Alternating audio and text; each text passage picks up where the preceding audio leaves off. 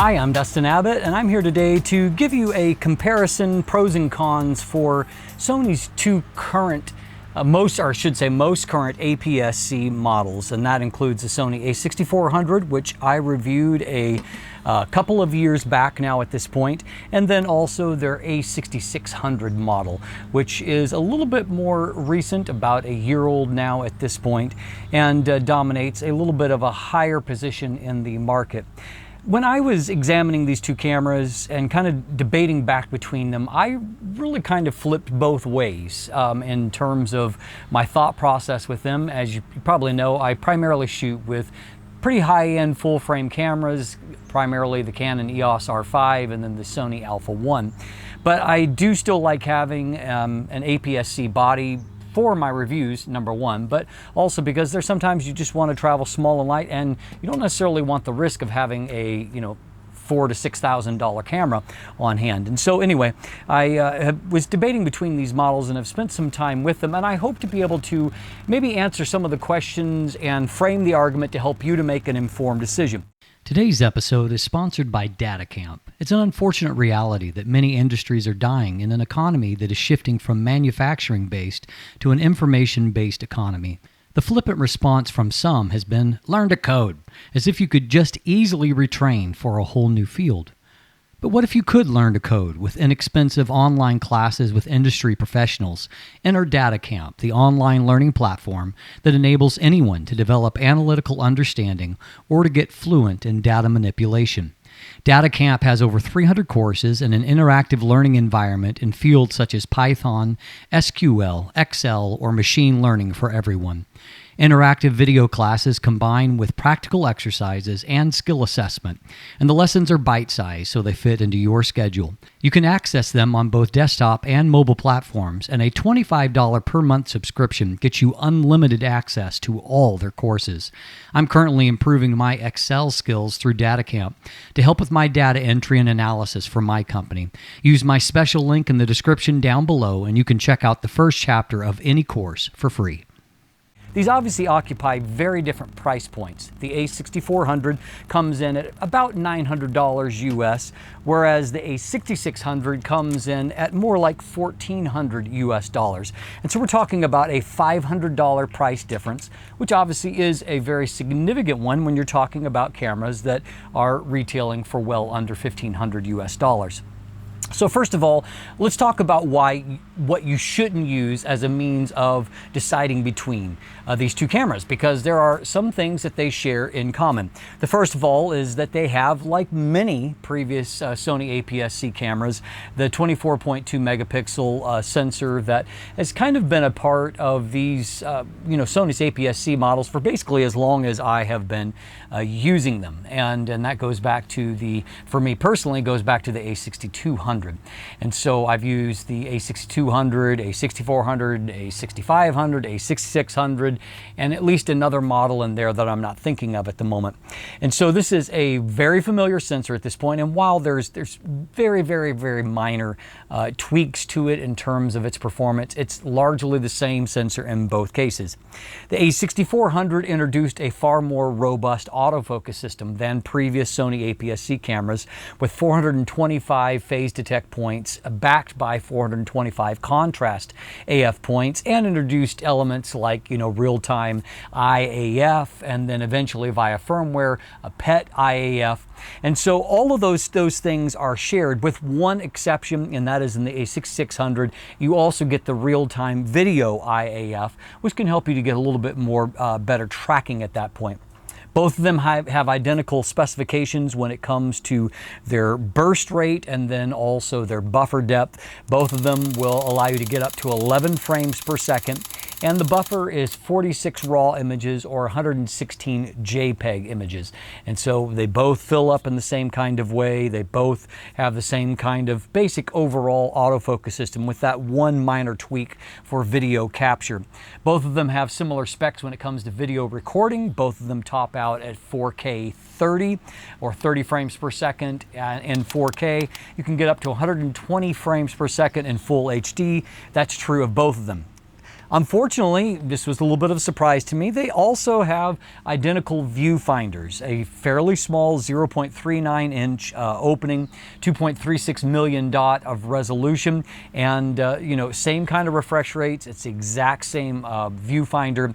We also have the exact same touch LCD screen with the same touch functionality, which has been basically what we've seen on Sony cameras up until the Alpha 1. And so that is a 180-degree touchscreen. It can be fully rotated up, and so you can view it somewhat from the front, but if you have the eye cup in place, it will obscure just a tiny bit of the screen, but you can use it for some front monitoring, so long as there isn't anything that is attached to your hot shoe, obviously. So both of them have the identical touchscreen, and it is the similar resolution of 0.92 million dots of resolution. They both share a single US H1 compatible SD slot. The only advantage in the a6400 is that I find that it's repositioned the card. They're both in the battery door, which I don't like. You know, I prefer a side-mounted slot, but at least in this case, it is a little bit easier to access on the a6600 because of the revision to the battery door to accommodate a different battery, which we'll get to in just a moment. On the a6400, it's oriented in a different way, and there's less room to get a finger on it to help to pop it out. And so, because the SD card is right up against the actual battery door where it pops out. And so I do prefer the placement. However, there is no upgrade in terms of the speed or the amount of slots. Are both identical. They both share a 1/160th of a second flash shutter sync speed, so that's the exact same. They also have a very similar degree of magnesium alloy build that has some degree of weather sealing, but don't differentiate between the two models by that because they are basically the same. So advantages of an a6400 over an 8600. The a6400 does have a built-in flash. Now, for many people like myself, I basically never use any kind of onboard flash. That's not really a benefit to me, but your mileage may vary. So we've got a onboard flash here that can pop up and be used, whereas you don't have that on the a6600. You also have a more lightweight body. In this case, it weighs in at 403 grams versus 503 grams, an extra 100 grams for the a6600. And so that could be a factor for you. And then, of course, there is the price, which is going to be a significant advantage at about $500 US. Reasons to consider the a6600 instead is that it has, I think probably above all, it has Sony's in-body image stabilization or steady shot inside. So that's a 5-axis image stabilization that is applicable to all lenses, and that's even including, you know, your vintage lenses, your adapted lenses, and in some cases even those without electronic contacts. You can manually input the focal length, and thus you can get that advantage to where it's universally applied. It's a little bit better, it seems to me, in performance than what I saw in the a6500. A little more comparable to what we see in the A7 series cameras in terms of their image stabilization. So that's certainly a pretty significant advantage. Another huge advantage, and frankly in some ways this is almost as big a deal, if not a bigger deal to me, than the in-body image stabilization, and that is that this has a larger grip to accommodate the Z series batteries that we see in the A7 series. That is a huge advantage because you go from a 1080 mAh battery all the way up to a 2280 mAh battery, which doubles your your rated shots from 410 to 810. But in real world performance, this camera eats batteries really fast, as did all of the cameras, APS-C cameras leading up to it, with the older, FW50 battery pack.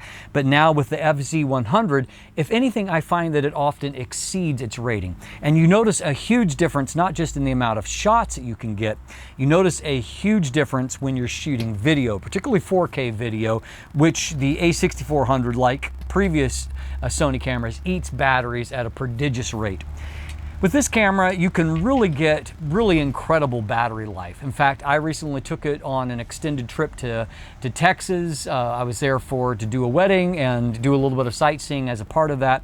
I took hundreds and hundreds of photos. I took some videos and of course a lot of reviewing, as you tend to do on vacation, reviewing photos, deleting some, and showing other people things on the back LCD. I came home and I checked before I put it on the charger. Battery life was still at 50%. I never charged it once on my trip.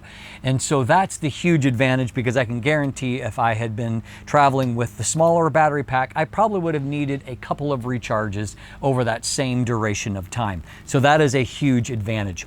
Another advantage, smaller advantage, but could be a significant one for you if you're video recording, is that there's a little bit bigger a port on the side of here to accommodate the fact that there's a headphone monitoring jack for your audio that is lacking in the a6400.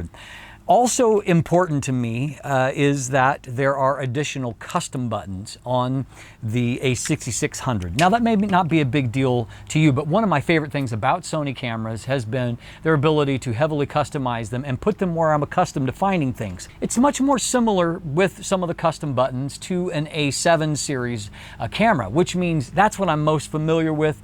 It means I can reach for that same muscle memory for the things I'm familiar with and get what I want. I also would find that all of their Sony APS-C bodies, they're short about one dial, and so I find that having a button shortcut allows me to access certain things additionally that allows me to get to those things that I need to do, and so I have less interruption to my workflow.